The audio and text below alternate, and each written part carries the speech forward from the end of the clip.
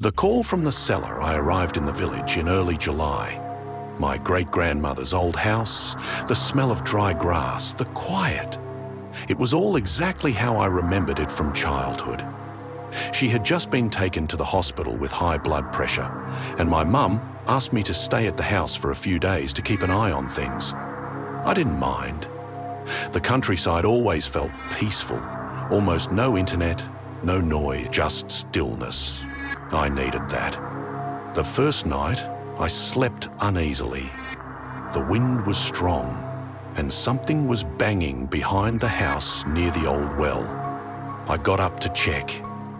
Nothing, just some old boards knocking against the wall. I went back to bed, but the second night, that was different. I was lying in bed reading when I heard a phone ringing. It wasn't my mobile.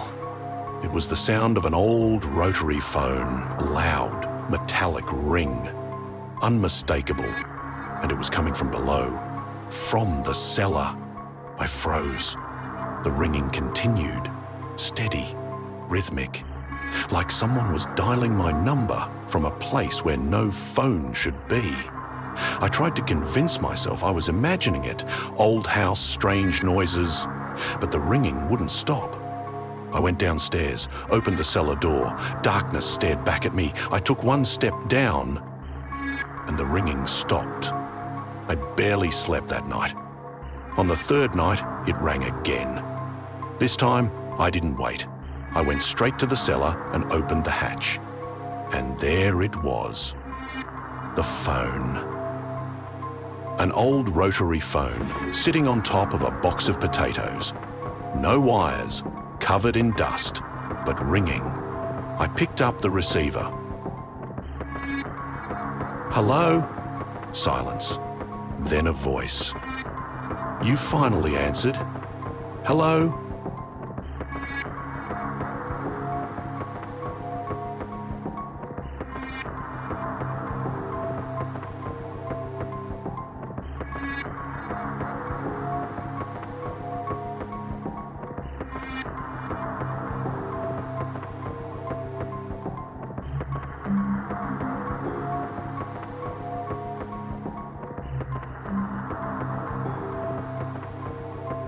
I've been waiting for you. I dropped the phone, ran upstairs, shut the cellar, and sat on the bed staring at the ceiling until sleep finally took me. The next day, I visited the old man next door.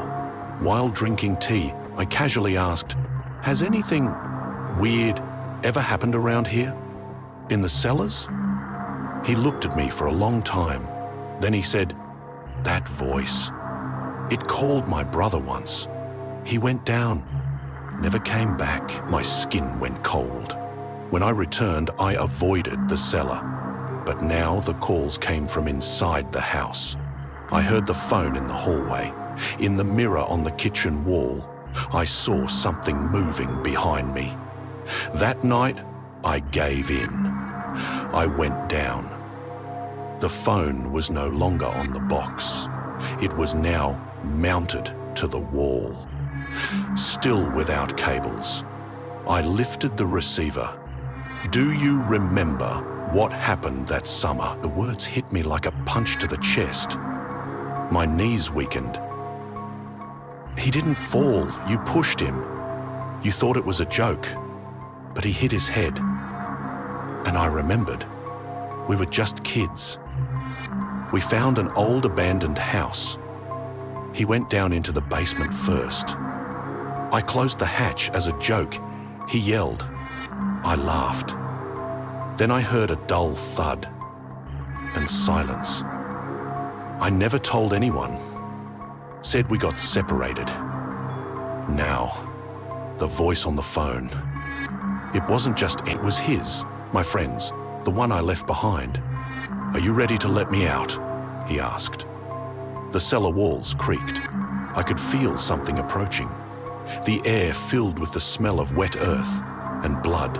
I ran upstairs, slammed the door, nailed it shut, but the ringing continued and continued and continued.